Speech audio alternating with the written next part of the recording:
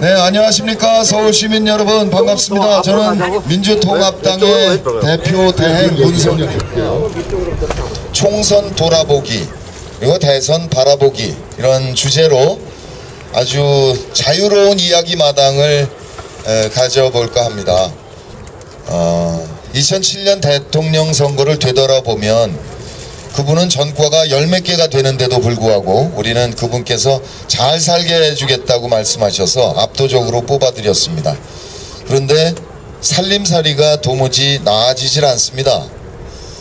서민의 삶에는 그다지 관심이 없어 보이십니다. 그동안 하신 게 대기업과 고소득자 세금을 5년 동안 90조 넘게 감면해 주셨죠. 그리고 재벌과 대기업의 규제를 대부분 없애버렸습니다. 그러면서 30대 대기업의 계열사 숫자가 500몇 개에서 거의 1100개로 늘어나고, 그러다 보니까 새로운 산업에 진출하는 게 아니라 중소기업이 해왔던 업종을 말아먹든가 아니면 자영업자들, 커피숍, 빵집 막 이런 것까지 재벌들이 잠식해 들어오면서 자영업까지 영향을 미치고 있습니다. 살림살이가 점점 더 어려워지고 있습니다. 이번 4.11 총선에서 우리 민주통합당과 통합진보당이 의회 다수당을 이루지 못했습니다. 정말 시민 여러분께 다시 한번 깊이 사죄해 드립니다. 그래서 오늘부터 이렇게 거리에 나오는 것은 정치인들이라는 게 말이죠.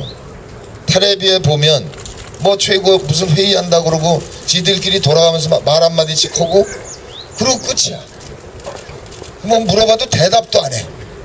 요새는 트위터도 있고 그래서 얼마든지 대화가 가능한데도 완전히 쌩까. 그게 재미가 없잖아요. 허심탄회하게 우리 민주통합당에 대해서 해주실 말씀이 있으신 분들께서는 자유롭게 얘기를 해주시면 아는 한 성실하게 궁금하신 거 대답해 올리고, 그리고 또 비판받을 거 받고, 그리고 설명드리고 그렇게 하도록 하겠습니다. 좀 가까이 오시죠. 좀 이렇게 반 MB 아니면 뭐 이렇게 정권 심판이라는 그 슬로건보다는 좀 더 좀 차별화되고 멋진 좀 정책들을 이렇게 들고 나오실 수는 없는지 그런 게 궁금합니다. 사실은 그 시민통합당과 구민주당이 통합해서 민주통합당이 만들어졌습니다. 저희들이 그 정책이나 국가 비전이나 이런 거를 마련하지 않고 주먹국으로 무턱대고 반엠비를 한 것은 분명히 아닙니다. 그런데 이 정책에 대해서 그 참 말씀드리기가 쉽지 않습니다. 저도 이제 요번에 그 출마를 해서 그 유권자분들을 만나 뵀는데 정책에 대한 얘기를 하면 그냥 가세요. 그거 복잡한 얘기 다 알아. 뭐 대충 알겠고, 당신들은 서민에 좀 관심이 있는 거고 저쪽 당은 그 부자들의 관심 많은 정당 아니야? 뭐 그러면 됐지 뭐. 이런 느낌, 그런 제 얘기를 많이 하십니다. 그래서 그 구체적인 정책을 말씀드릴 기회가 충분하지 않았다. 근데 이제 이게 변명이라고 이제 구차한 변명 같이 들리시면 참 죄송합니다. 네, 변명일 수 있고요. 그래서 새누리당 의원 후보들도 요번엔 정말 부산에서 열심히 했습니다. 예전에 비해서. 이제는 조금씩 말을 들을 거예요. 요번에 말 안 들었단 다음번에는 떨어질 테니까. 그러니까 어디 우리가 왜 자유시장 경제라고 그래? 시장 경제라고 그러잖아요. 경쟁이 있어야 품질 높아지고 가격 떨어지고 뭐 이런다. 근데 정치에서만 지역구도가 있는 지역에서는 경쟁이 실종된 겁니다. 그러니까 침체할 수밖에 없는 그런 현상이 있는 거죠.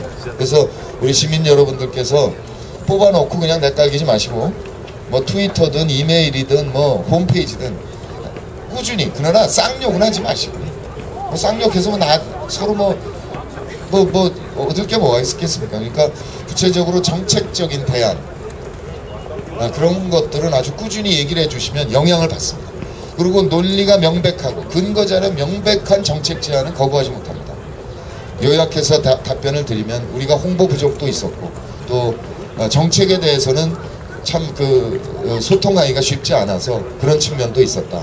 그리고 이번 선거운동 기간에 유권자들께서 우리 후보자들에게 해주신 말씀, 그것을 받아서 기왕에 우리가 제시드렸던 정책이나 비전에 대해서 조정하고 우선순위를 정하고 이런 작업들을 앞으로 당내에서 해서 대선까지 꾸준히 소통을 해나가겠다, 이런 말씀을 드리겠습니다. 정말 이례적인 구속이었죠. BBK의 실소유주가 이명박 대통령 후보이다, 이제 이런 거였는데, 그 얘기는 사실 박근혜 후보도 당시에 거의 비슷한 얘기를 하셨죠. 이명박 대통령 후보가 당선되신 후에 선거와 관계된 부분들은 다 없었던 일로 하고 다 정리하자, 이렇게 공언을 해서 대부분 소추화가 되거나 그래서 다 정리가 됐습니다. 그랬는데 정봉주 의원만 남아있다가 털포도 구속이 돼버린 거죠. 여러모로 거듭거듭 민망한 절차를 거쳐서 구속되고 말았습니다. 국회의원 선거 경우에는 떨어뜨릴 목적으로 허위사실을 유포한다, 이게 영향을 많이 미쳐요. 그런데 대통령 선거라는 것은 후보 딱 거의 두세 명, 양대 세력으로 보면 딱 2명이 긴 시간을 두고 경쟁을 하는데, 거기서 도대체 허위사실을 떨어뜨릴 목적으로 허위사실을 유포한다는 게 가능하겠습니까? 다 밝혀지는 거고요, 어차피. 그래서 대통령 선거만큼은 정말 그 법조항이 어울리지 않는다. 세계적으로도 없다.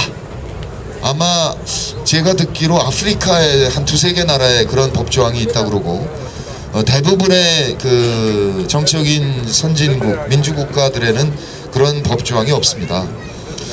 근데 우리는 그냥 남아있어서 지금 정봉주 전 의원을 그렇게 하고 있는 거죠.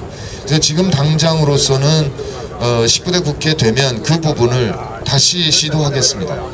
법 개정을 시도하고, 법 개정이 가능하지 않다면 정치적인 공세를 취할 수가 있는 거죠. 아까 말씀드린 논리로 우리가 정치 후진국으로 이렇게 남아있어야 되겠냐, 쪽팔리지 않냐.